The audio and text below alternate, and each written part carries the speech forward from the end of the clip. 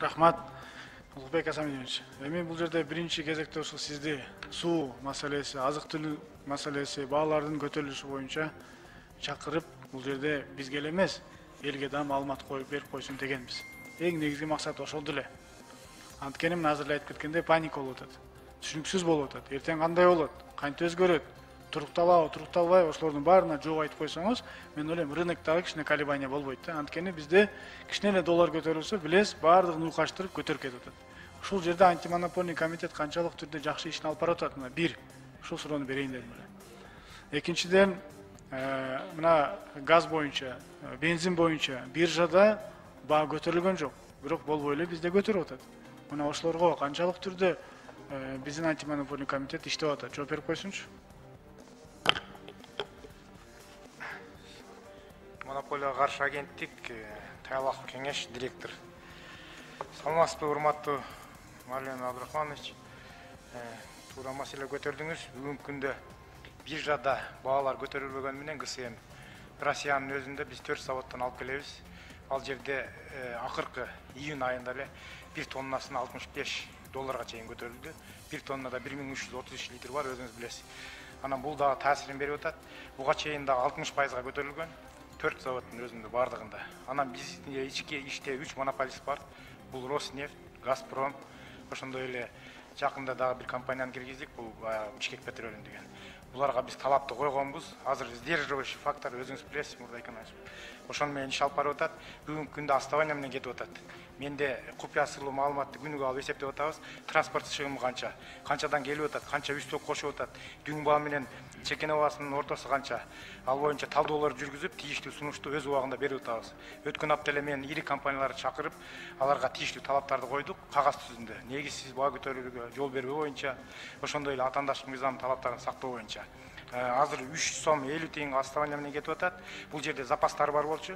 Булар 4 сомго чейин көтөрөбүз дегенде биз айттык, анда көтөрө албайсың деп талап койдук да. Бул бир жагы. Экинчи жагы, эгерде булар мыйзам бурса, биз тийиштүү азыркы ушул мыйзамдарга ылайык эскертмелерди беребиз. Аны аткарбаганда штрафтарды колдонобуз. Анан жакында да бир мыйзам долбоорун алып келебиз. Ушундай жагдайларга бир обороттук штрафтарды киргизүү боюнча. ЯЭСтин алкагында мамлекеттерде колдонулат да. Ошону колдоп берсеңиздер жакшы болот эле. Ушуларды карасаңыздар, киргизтерсиз. Бир эле ГСМ эмес, бүт бардык азык-түлүк, строй материал бардыгы кымбаттап кетти. Албетте, ошол ГСМге доллардын курсунун таасири 3 сом 50 тиындан 4 сомго чейин 1 литрине. Бүгүнкү күндө 72ден 84гө чейин эсептегенде да. Ал эми растительный масло менен сахарга бүгүнкү күндө жөнгө салып кирген. Биз Бишкек, Чүй, Талас, Нарын көлгө баягы үстөк, соода үстөгүн торговый надбавканы 10%га койдук. Ал эми Баткен, Ош, Жалал-Абадка 13%га чейин койдук. Бүгүнкү күндө бизде контролдук иш-чаралар жүрүп атат. 387 объекти карадык. Анын ичинен 28 мыйзам бузуу алыкталып, монополияга каршы мыйзамдар жаатынан расследование жүрүп атат. Тийиштүү чечимдерди чыгардык. Муну жестко контролго алабыз. Мына мен келгениме 1,5 ай болуп калды. Келген күндөн баштап күнү түнү иштеп атабыз. СМИге көбүрөөк чыгарсаңыз, сиздер контрол кылып атабыз деп базарларга чыгып көбүрөөк кылсаңыз, башкалар да кичине ойнобой баштайт да. Ойноктор бар да ортодо. Ошолорго чара көрүш керек. Ал эми Союздун баасы, жанагынын баасы бул рынок чын ачыгын айтышыбыз керек. Биз көңүл бурган эмеспиз. Бүгүнкү күндө ал жерде бир да монополдук субъект жок. Бирок 3-4 ири ишкерлер бар экен. Кечээ күнү алар менен иш-чара жүргүздүк. Мына Чүй областынын губернатору менен чогуу. Буюрса аларды тактап атабыз.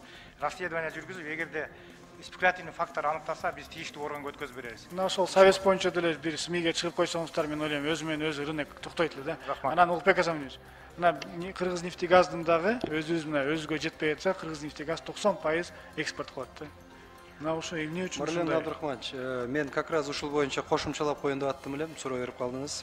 Өзүңүз билесиз, биз жазында экспорт нефтепродуктов, то есть сырой нефтини, андан сырткары бензин, соляркага экспорт запрет койгонбуз. Анткени өзүбүзгө жетпей баштаган, лейлекте билесиз, дефицит башталган. Кошуна өлкөдө баа 50%дан 70%гача кошумча кымбат болгону. Анан муну токтогондон чектөө кирди. Бирок мазутка койгон эмеспиз, анткени мазут билесиз, Кыргыз-Нефтегаздыкы жакшы чыгат. Бүгүнкү күндө бул токтом күчүндө. Азыр эгерде мына азыр көрүп атасыздар, дизелге болгон спрос, талап көбөйүп атат. Азыр эгерде ушул турса, биз муну узартабыз. Кыргыз-Нефтегаз боюнча өзүбүздө өндүрүлгөн сырой, то есть нефти, сырой нефтини өздөрү переработка кылып атат бүгүнкү толук кандуу. Бул жака да келип атат. Анан мен баягы күнү жуундан да барып көрүп келдим. Биздин максат ушу жуундан да батыраак иштетсек, мен ойлойм бизде ушул ГСМ маселеси ушу бааларга да бир аз болсо дагы таасир берет да, ылдыйлатканга. Анткени билесиз, ташыйт. Сөзсүз берет да. Сөзсүз берет. Кыргыз Петролиумга азыр Кыргыз нефтегаз сатып атат. Ошондой Эми ал биздики болгондон кийин жок дегенде алар ылдый коюп туруп алсынчы.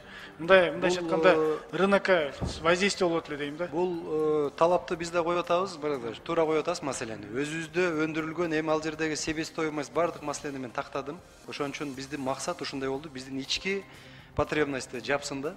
Негизи бизде билесиз, мощность 2 миллион тонна бардык заводдорду кошкондо. Эгерде ошонун жарымын эле иштетип, сырьёнун баарын тактап алсак, мен ойлойм бир чоң маселе чечилет эле. Эле маселе газ боюнча. Билесиз, Өзбекстанда жанагы атын унутуп атам, бир месторождениени арендага беришик. Ошол жерден дагы газды бизге бере турган болгон жерден биз аренданы четке чыгарып, жок кылып чыгарып койгонбуз да. Мына ошондого да кайтып кетип койсоңуз, карап койсоңуз болот эле. Алар Баткенге чейин газды куруп берем дегенге чейин жетип калган жерден биз кетип калганбыз. Мына ошого да көңүл буруп койсоңуз. Анан азык-түлүк маселеге көңүл буруңуз. Улукбек Асаминович. Это может стать концом вашим, честно айтайын мындай. Өтө жаман болот элдеч, кыйналып атат эл. Ошо жакшыраак көңүл буруп, мен түшүнүп атам, импорттон зависит этебиз. Бирок башка мамлекеттерден аракет кылып көрүңүздөр, башка сырткы 3-чү, 4-чү Россияны эле карап отура бербей. Ошолорго да ташыма берип койсоңуз. Иш алып барабыз, Мырзаныч. Бул биздин күн тартиптеги эң приоритеттүү маселе азык-түлүк и энергетика ушулар. Рахмат. Рахмат. Кийинки сөз Кыдыралиев Умбеталды Токторловичке берилет. Рахмат, урматтуу төрага. Улукбек Асамидинович, сиз келдиңиз. Мага айтыңызчы, сиз бул кызматка качан келдиңиз? Кайсы числода? Сиздер шайлагансыздар 3 февраль күнү. 3 февраль. То есть жана Нур-Султанда и Ташкентте электрообмен боюнча, товар боюнча жана келишимге сиз барып кол койдуңузбу 2 мартта и 11 мартта? Жок, ага министр кол койгон, андан кийин жана президенттерибиздин катышуусу менен кол коюлган да. Эми азыр кандай деп оюңузду айтып атасыз? Умбеталы Токторович, мен сиздин оюңузду түшүнүп турам. Мен да башында министр ушул вариантты карап атабыз, чечилбей жатат дегенде, биздин негизги максат токтогул суу сактагычын сактап калуу болгон. Анан товар обменге мен деле 100% кошулбаймын. Анткени биз электр энергияны мындайча айтканда бекер алып, бекер кайтарып берип атабыз. Жакшы жагы. Бирок суу кетип атат чындыгында. Именно ушу жайында биз возврат кылганда белгилүү суу кетип атат. Бирок токтогул суу сактагычында ушул жалпы биз 1 миллиардка чукул эсептеп атпайбызбы эки өлкөнү күн кошкондо. Ошондо бизде ушул 600 миллиондой куб суу токтогул суу сактагычында быйыл жылдын акырынча калыш керек да биздин пайдага. Импорттун негизинде. Канча калыш керек дейсиз? 600 миллион. Эми мындайда Улукбек Асамович, кырдаал өтө начар. Кырдаал оор. Сиз бул жака келбей койдуңуз, мен күтүп отурдум. Же кабинетке келбейсиз, комитеткечи. Анан өзү мына ОЗП аз башталат. Ошондо канча миллиард менен пландаштырып атасыз?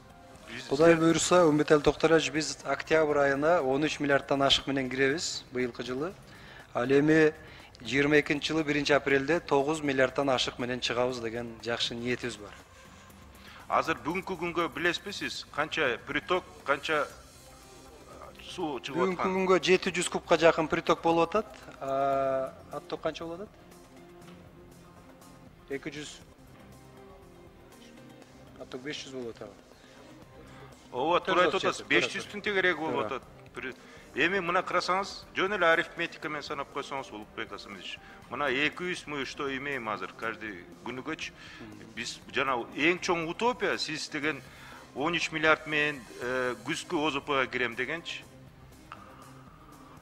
Эми Умбетал Токторович баягы жакшы ниет кылып атабыз да, биз баягы андан сырткары азыр бул жерде ТЭЦте дагы кошумча генерация каралып атат.